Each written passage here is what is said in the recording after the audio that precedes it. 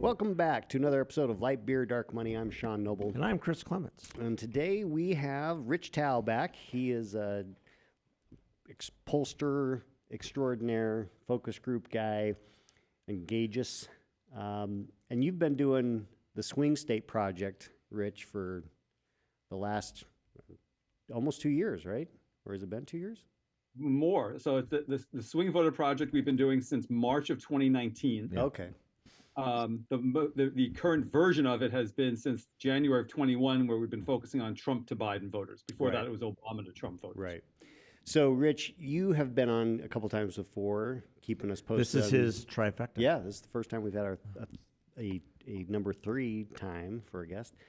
And the reason is, I mean, not only his knowledge, but he pretty much called his last election several areas. Yeah, he had his focus groups were prophetic. Well, and they were to say the least. They were uncomfortable for me to listen about and read about, because I was like, I don't think that's true. I don't know, but it turns out, Rich, you were right, and we were wrong. So we spent the last episode eating a little bit of crow, talking about the results here in Arizona. But what I'd like to start with is give us a sense kind of overall from a national perspective, maybe state by state on the Senate, that kind of thing. And then I'd like to do a little bit of, you were in Georgia right after the election doing a focus group, and I'm interested in, obviously all eyes on Georgia, because that's the only thing left to have happen in the election. Sure.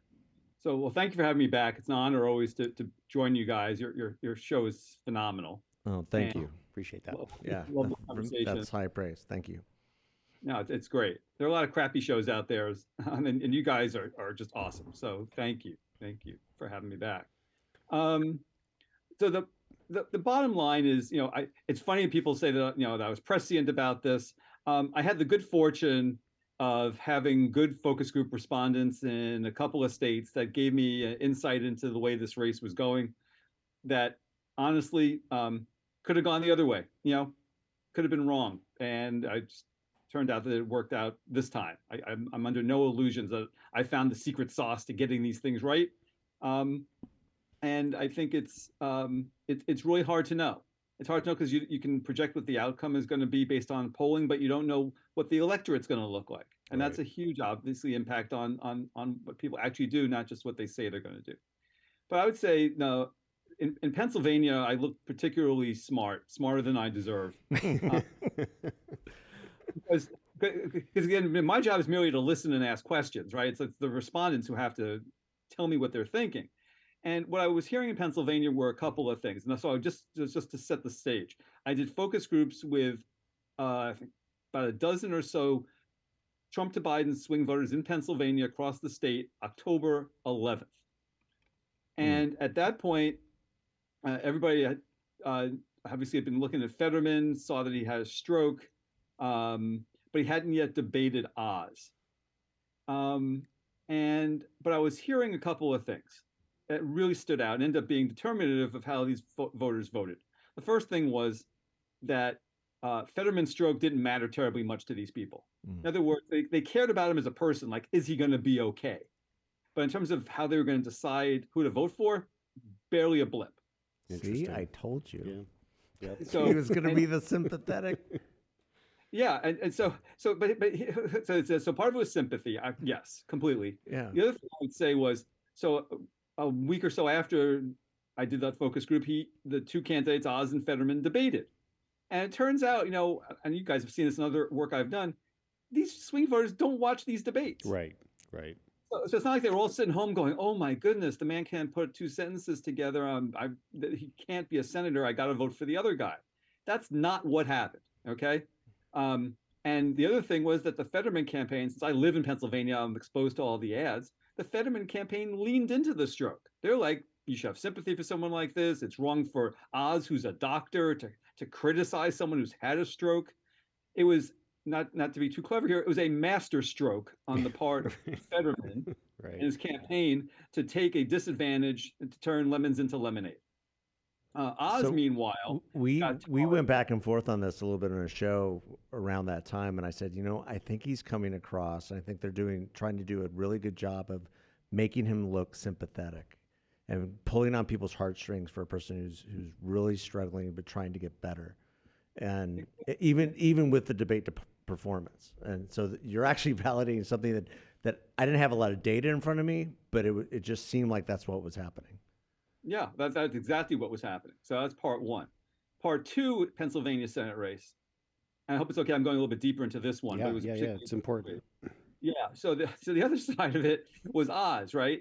So Oz had a bunch of negatives that he had to deal with. The first thing was that people knew him from before he was a candidate. They'd seen him on TV and they thought that he was a snake oil salesman.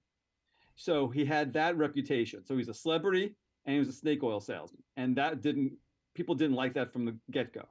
Then Fetterman, who looks like a bouncer outside a strip club, right? Right. Is looking at Oz and turns him into, Thurston Howell III, right? Yep. They got him on video talking about crudité. He's got seemingly a different number of mansions in every ad. He's got 9 mansions in one ad, 10 mansions in another. So you never know how many mansions the guy owns. Okay, so to the regular voter in Pennsylvania, he's completely out of touch with them and their needs. And then the cherry on the top of the sundae was, oh, and by the way, he's not from Pennsylvania. He's from New Jersey. Right. And that was the thing that sealed it for a lot of my swing voters. He's a carpetbagger. And you're in Arizona. I don't know which state you guys get pissed at. I think California. Probably. Yep. Yeah.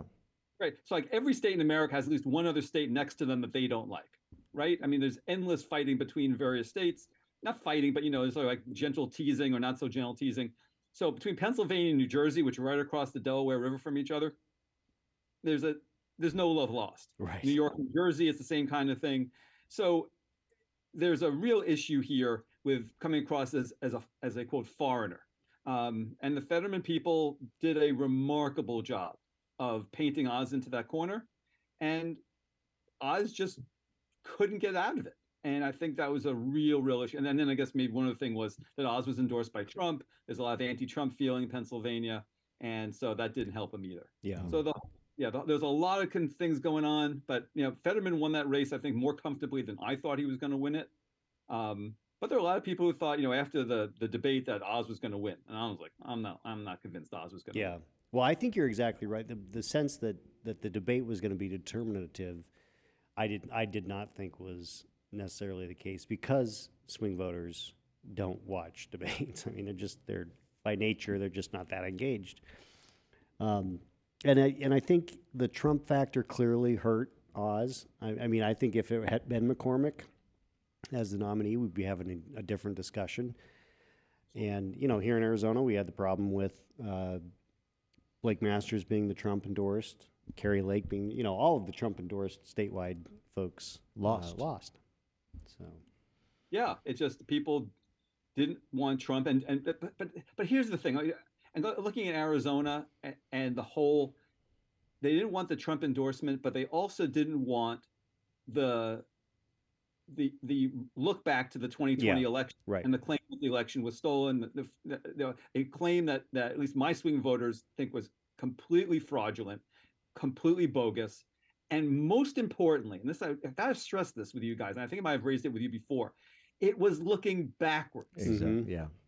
Okay. And it would be as though, you hang out with some guy and he tells you about the football game he played 2 years ago. Right. Like, seriously, if you're a current football player, tell me about the game you got coming up on Sunday. Tell me what next season looks like. Don't go talking about how you got screwed out of a win back in 2020. Yeah. No one thinks that way in America. Right.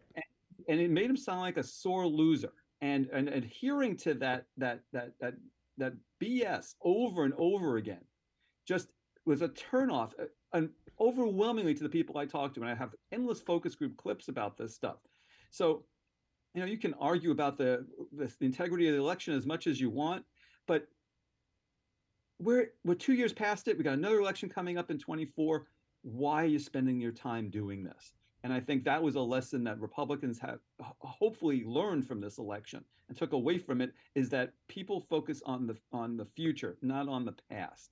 And I mean, even Trump's own slogan, "Make America Great Again," is a future-focused slogan.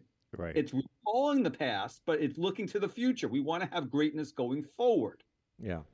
And you undermine that thoroughly by focusing on a grievance rooted in BS. Yeah. Well, people, I mean, the electorate wants candidates who are aspirational.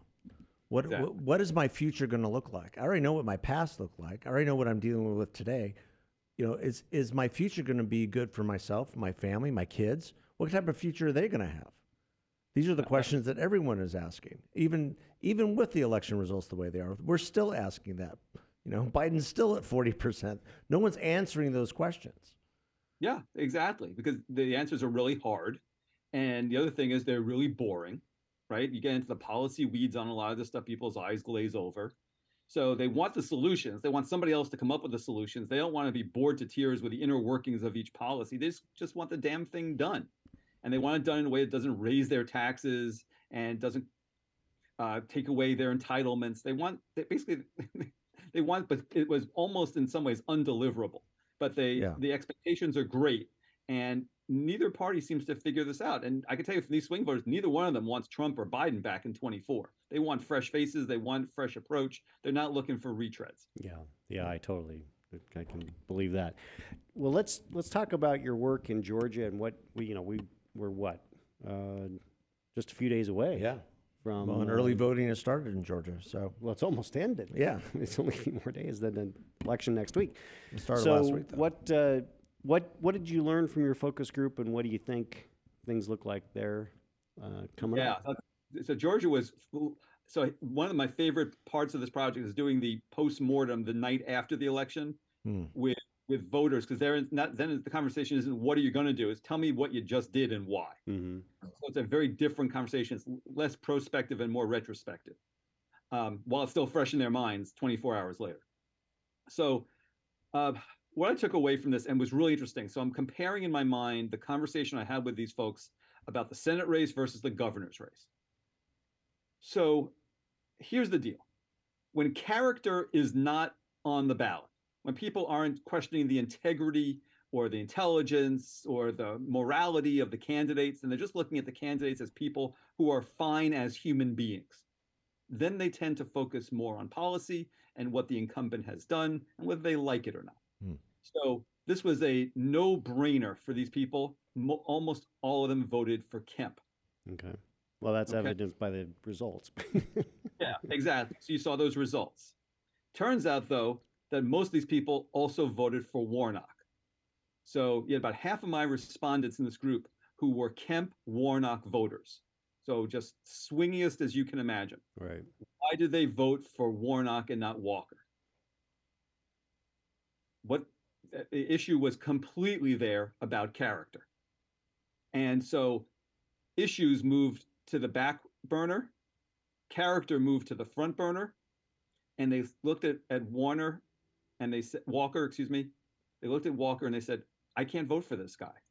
They didn't like the entire episode or set of episodes around his family life and the abortion issue. And for them, it was abortion on two levels. It was abortion in terms of what the stories surrounding him and his girlfriends, and also the position he was taking on the issue that they thought was way too extreme. Yeah. So most of these voters tended consistently month over month over month in different states to prioritize abortion fairly high, not at the top of the list, but fairly high. All of these voters said in the Senate race that abortion was on their minds for one reason or another. And most of these people were pro-choice, not pro-life. Right. So, Well, it's I got to believe that it's not just the fact that he had a pretty hard-edged position, because he had a position that was like no abortion at all, but the hypocrisy of having paid for abortions. Several, apparently. Yeah. While at the same time saying, I'm going to govern in a way that restricts your access to abortion completely. I mean, I think that had to have some impact on those swing voters. yeah, it did. It did. What was interesting is I had a couple of pro-life swing voters who said they were unhappy with a minister calling for policies that allowed for the destruction of life. So That was interesting too. And those Mhm. are the ones who voted for Walker and not Warnock, but they were clearly in the minority. Most of them were more concerned about what Walker had done around abortion than what Warnock had done or said around abortion. So the issue cut both ways, but all of those voters in the state said abortion was on their minds when they voted, which really surprised me. Hmm. It was more than I expected, and it really did affect how they saw the issue. The other thing I would say, which was really interesting, it's a testament to the beauty of talking to swing voters, is I asked them a question that was suggested to me by, I forget whom, someone's informally advising me on the project. And they said, why don't you ask what Stacey Abrams should do next? It's a great question. And so, you know what they told me? They said one person suggested that she run for Congress, that she set her sights a little bit lower. And a number of these people who did not really love Stacey Abrams politically said very nice things about her personally. She's a person of good character, that they thought that she's a person who's got good leadership skills. They don't agree with her politically, but the smart thing for her to do is to stay in the game, try to advance the things that she cares about, and not just give up, which I thought was a really thoughtful answer to the question. Probably isn't what Republicans want to hear. Well, maybe they do because they beat her twice in recent elections. But the idea that the people who had voted for Trump were able to look at Stacey Abrams and say, you know what, she's a value to the society because she cares and she's doing things that are, that can be beneficial. That they didn't want to push her out of the game just because they disagreed with her politically. That's very interesting. Yeah, it was a point of civility in the conversation that you typically don't get talking to partisans. And these people obviously went from Trump to Biden, so Right. they're up for grabs. And they're looking at personalities far more than they're looking at policy and ideology. That's the thing that distinguishes them. So what do you? Well, at least she's not denying the election this time. Yeah, she actually conceded. Yeah. Exactly. I mean, her character's shown through finally there, right? Right.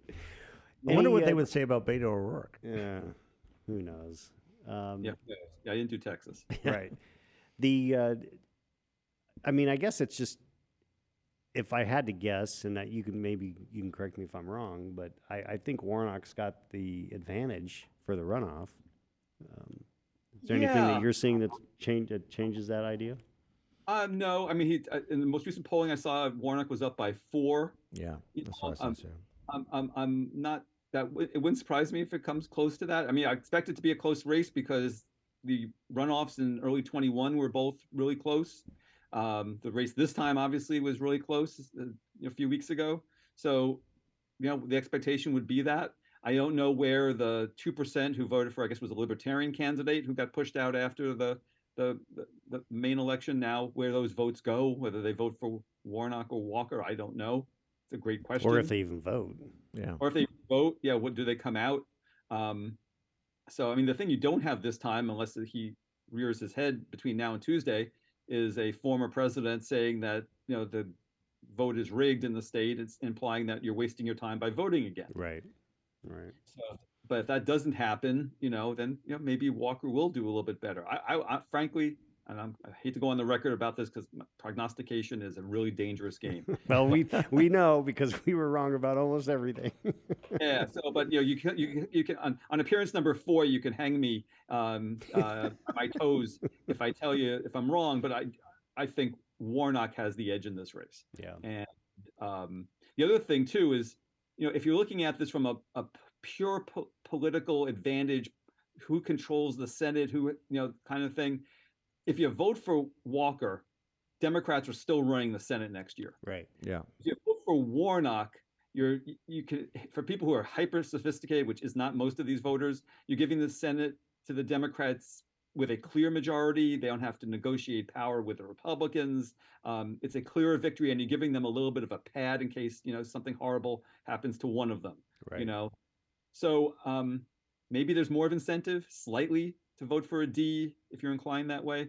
But voting for a Republican doesn't give you much. Right. Right. Yeah. Agreed.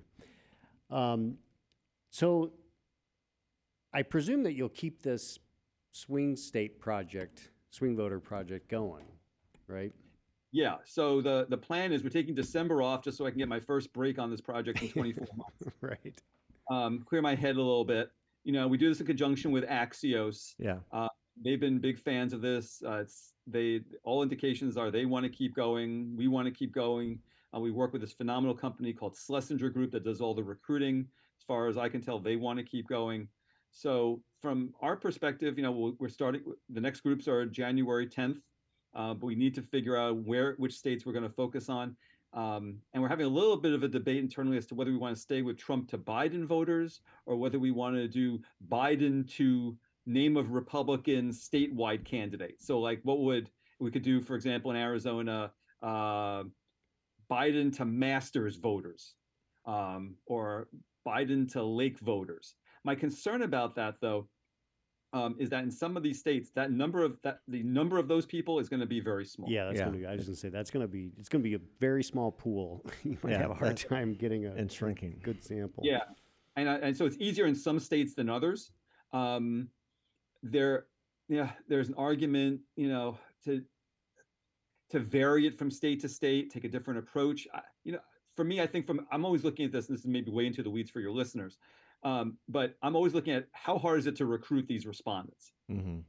I don't want to give Schlesinger an impossible task, Right. because I don't want to find like the last 12 people in the state and make them go on a crazy wild goose chase to find these minuscule number of people who are so small, by the way, in number that electorally they don't even matter. Right. Right. They're not representative, right? Yeah. So I know at least in a number of these states, I can get a reasonable number of swing voters who are Trump to Biden. There is an argument we're making now about maybe including some states that are not presidential swing states, but were much swingier in the midterms. We can maybe talk about that. I mean, Ohio was on the table. If Ryan had won that Senate seat, I think we'd have a much better case for it. Right. So anyway, we're still up in the air. I think my best guess will probably end up continuing just with Trump to Biden voters, which would be the easiest solution. Well, and I think that probably makes the most sense. Well, it'll be interesting to see the dynamics of what happens at both sides in the presidential primary process. I mean, you've got the Democrats, shifting their process as far as where they're going to go first. Sure. It's not going to be Iowa anymore. Yeah. Latest I saw was that Michigan's making a big push to be very early. Nevada wants to be first. I mean, New Hampshire's still going to be in the game. So it's going to be interesting that there's going to be a different order with the Democrats than with the Republicans. Traditionally, it's always been Iowa first for both. Yeah, that's going to be better, though. Oh, I think so. Yeah, that's going to be a lot better. And the biggest questions you have right now is how many Republicans are going to be in the race come primary time? Are you going to have a crowded field like last time, or are you going to have some actually party discipline? And then what happens between now and then with Trump, and who's willing to stand up to him? And then Biden has said that he's running, but I don't think he makes it to even the primary. I don't like to be a prognosticator either, but I just don't think it's going to happen. Really? Wow. It's hard to say. There's only so many narcotics in our system to get somebody up that and make those eyes that black and make sure that he's able to read the teleprompter cleanly and then shuffle him off to wherever he goes.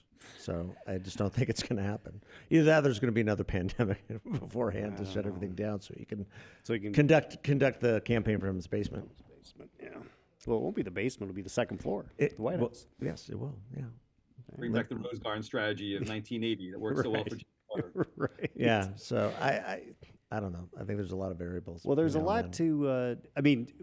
What I know for a certainty is that we're going to have Rich back. Yeah, Rich is going to be a staple on Light Beer, Dark Money. He might be like a third host from time to time. Right. Well, we're going to have to start paying Rich. We don't even pay ourselves. I'm really looking forward to what you learn over the course of the monthly updates as you go through these states, because, I'm a believer. I was wrong about some of the stuff that you were seeing and reporting on, and I think it behooves any political operative to really pay attention to what you're discovering. and what you're saying, and we appreciate that. Well, thank you. My guide star in all of this is polling is great. It has its place, but it's a tool in a larger toolbox. And I've been in too many meetings, and I know the two of you have definitely been in too many meetings where people look at poll results and they say, oh, that number is such and such for that reason. They take their own biases Right. and they apply them to the poll results. Exactly. And to me, the important thing is no, apply the qualitative research that comes out of focus groups to the poll results. You understand why the poll results look the way they do. Yeah. This is not, it shouldn't be guesswork. If people, you want to know why people vote, they're happy to tell you. Just ask them, have a conversation with them. Right. I think if I'm bringing anything to the larger national conversation, it's trying to make sure there's an appreciation for the qualitative side of this research. It's really important to complement the polling with something like this. Yeah. Yeah. Totally agree. Well, That's and well and said. you're creating it. You know, the narrative that the the elections are decided in the last 2 weeks by voters such as yours. I call them the flyby voters. They're just people who are just not as engaged and not passionate about the And in this cycle, politics like we there are. was, I mean, Rich, I think They're you've seen the data on ordinary this. folks. The exit poll data shows that it was a huge number of people who decided late. I mean, Huge. bigger than I've ever seen.